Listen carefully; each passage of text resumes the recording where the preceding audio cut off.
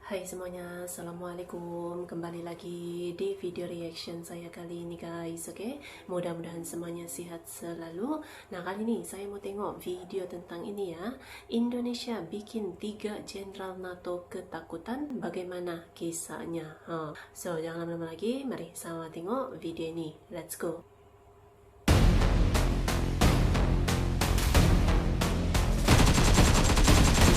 NATO buka suara tentang kekuatan Indonesia yang tersembunyi. Di panggung geopolitik dunia, nama Indonesia sering terdengar tenang, bersahaja, dan bersahabat. Namun di balik sikap ramah itu, tersimpan sebuah kekuatan besar yang tidak pernah dipamerkan dengan angkuh. Para jenderal bintang 4 NATO sangat menghormati Indonesia karena telah mengetahui kekuatan Indonesia yang seolah tersembunyi di balik senyum ramah masyarakatnya. Apa kekuatan tersembunyi Indonesia yang diungkapkan para jenderal NATO? Mengapa negara-negara dengan kekuatan militer terhebat dunia tidak pernah berani menyentuh Indonesia?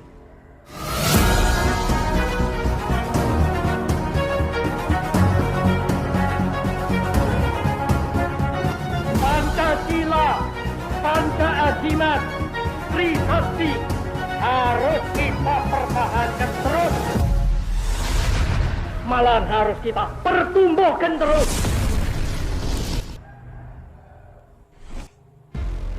Mantan Menteri Pertahanan dan tokoh militer Indonesia Jenderal Ryamizar Riyakudu pernah menegaskan sebuah prinsip fundamental dalam pertahanan negara. Kekuatan militer tidak ditentukan oleh senjata semata, melainkan oleh manusia yang mengoperasikannya. Alutsista secanggih apapun akan lumpuh bila tidak digerakkan oleh prajurit yang memiliki jiwa tempur, kecerdasan medan, dan kesetiaan rakyat kepada tanah air. Dalam konteks inilah Indonesia berdiri berbeda. Kekuatan inilah yang menurut Ryamizard menjadi bahan pembicaraan serius dalam sebuah dialog terbuka di Amerika Serikat.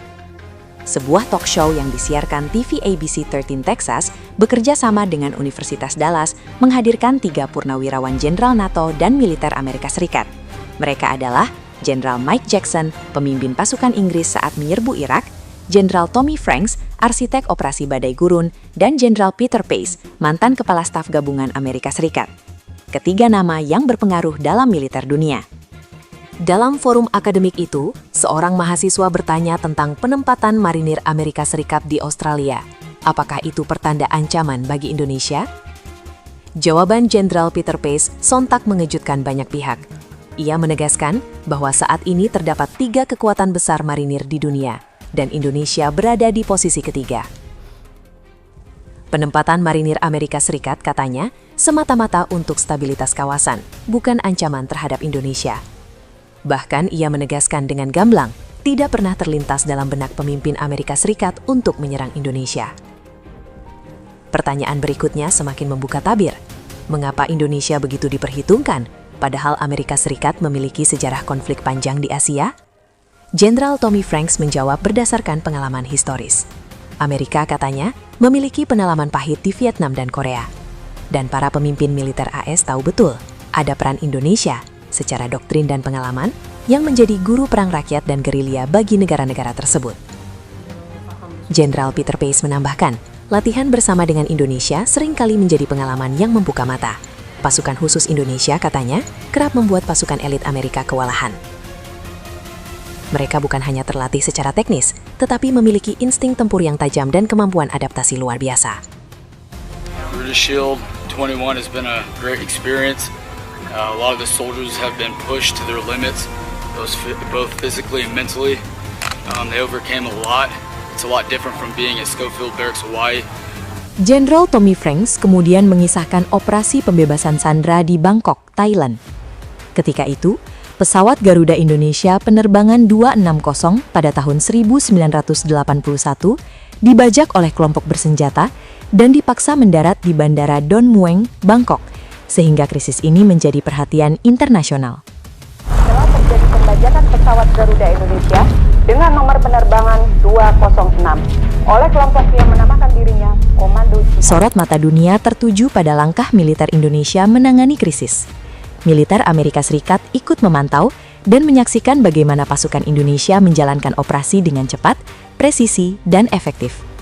Saat itu, Indonesia mengirim pasukan khusus Kopasanda, yang merupakan cikal bakal Kopassus, untuk melakukan operasi penyelamatan seluruh sandera. Keberhasilan pasukan militer Indonesia itu mendapatkan apresiasi dari seluruh dunia. Jenderal Mike Jackson dari Inggris menutup dengan pernyataan yang bernada peringatan.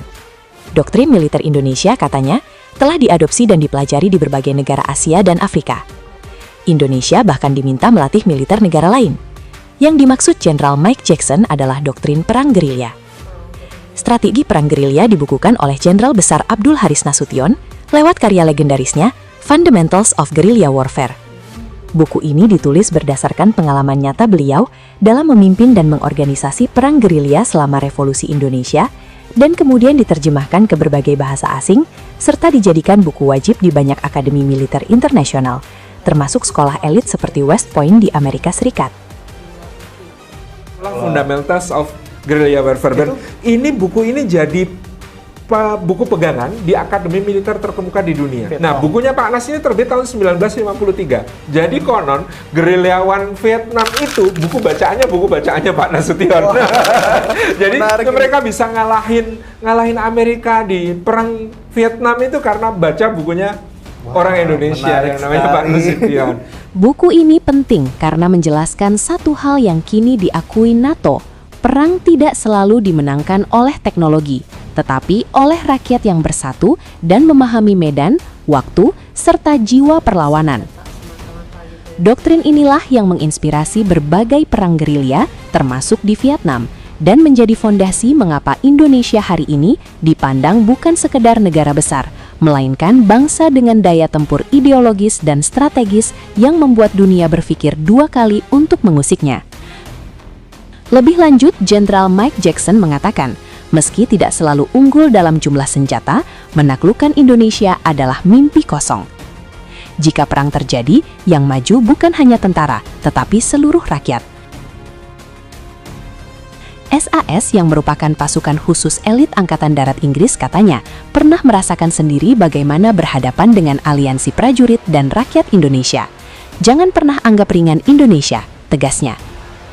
SAS Inggris memang pernah berhadapan langsung dengan militer Indonesia pada masa konfrontasi Indonesia dengan Malaysia sekitar tahun 1963-1966. Mereka paham, Indonesia bukan target empuk. Sejarah telah membuktikan, Belanda dan Inggris dengan mesin perang terbaik di zamannya pernah dipukul mundur oleh rakyat bersenjata seadanya namun bermental baja. Hari ini, keunggulan individu prajurit TNI juga diakui dunia. Dalam ajang Australian Army Skill at Arms Meeting, yaitu kompetisi menembak militer tingkat internasional yang diselenggarakan oleh Angkatan Darat Australia dan diikuti oleh berbagai negara, TNI Angkatan Darat berulang kali menyapu bersih medali emas, mengungguli Amerika Serikat, Inggris, dan Australia. Senapan buatan dalam negeri di tangan prajurit Indonesia berubah menjadi simbol presisi dan keunggulan. Salah satu sosok TNI yang paling menginspirasi dalam ajang uji kemampuan menembak adalah Letda Infantri Pol Taksiahan, prajurit yang namanya berulang kali mengharumkan Indonesia di kompetisi menembak militer internasional paling bergengsi itu. Prestasinya tidak terjadi sekali, tetapi berulang, hingga menjadikan TNI Angkatan Darat bukan sekedar peserta, melainkan tolok ukur kemampuan menembak dunia. One shot, one kill alias satu peluru satu nyawa mungkin sudah biasa bagi penembak tepat atau sniper. Tapi bagaimana dengan satu peluru dua nyawa alias one shot, two kill? Tembakan ini ternyata tidak mustahil bagi atlet tembak TNI Angkatan Darat yang berlaga di lomba tembak di Australia. Selain rekor one shot, two kill, TNI AD juga berhasil meraih juara umum dengan menyabet 36 medali emas. Inilah Indonesia yang dilihat dunia militer internasional, bukan negara agresor, bukan pula negara lemah. Indonesia adalah bangsa yang tahu kapan harus tersenyum dan kapan harus berdiri tegak dengan kepalan tangan. Kekuatan kita tidak diukur dari berapa banyak senjata yang kita beli, tetapi dari seberapa dalam keberanian tertanam di dada rakyatnya. Gabungan kekuatan militer profesional dan patriotisme rakyat Indonesia adalah fondasi utama pertahanan Indonesia. Sebuah sistem yang dikenal sebagai sistem pertahanan dan keamanan rakyat semesta. Bangsa kita punya pertahanan yang kita namakan pertahanan rakyat semesta. Sistem ini bukan sekedar doktrin di atas kertas, melainkan pengalaman historis yang telah teruji. Dalam sistem ini, perang tidak hanya dihadapi oleh tentara, tetapi oleh seluruh rakyat. Setiap jengkal tanah adalah benteng, setiap rumah adalah pos perlawanan, dan setiap warga adalah bagian dari pertahanan negara. Kita pertahankan tiap kampung, tiap dukuh, tiap lembah, tiap bukit, tiap gunung, tiap kecamatan, tiap kabupaten, tiap provinsi, tiap jengkal tanah kita pertahankan. Saat para jenderal NATO dan Amerika Serikat berbicara dengan nada waspada tentang Indonesia, itu bukan sanjungan kosong, itu adalah pengakuan strategis. Sebuah pesan diam-diam kepada dunia, Indonesia memiliki kekuatan tersembunyi yang tidak boleh diremehkan. Jika dunia bertanya, apa senjata rahasia Indonesia? Jawabannya sederhana namun dahsyat. Rakyat yang bersatu, prajurit yang tangguh, dan tanah air yang tidak pernah menyerah. Jadi, jangan pernah berani menyentuh Indonesia. Oke guys, share tadi ya videonya ini. Jadi diakui ya 3 jenderal NATO ini tentang kekuatan Indonesia, kekuatan persatuan Indonesia. Itu dia, itu bukan hanya semata-mata senjata gitu ya, tapi persatuan itu tuh yang menguatkan lagi gitu kan, pertahanannya, kekuatannya gitu. Dan diakui langsung oleh 3 jenderal NATO. Itulah kekuatan sebuah persatuan gitu ya. So, terima kasih banyak sebab kamu sudah menonton video ini. Jangan lupa untuk subscribe, like, komen, dan juga share ya. Kita bertemu lagi di video reaction saya yang seterusnya. Assalamualaikum.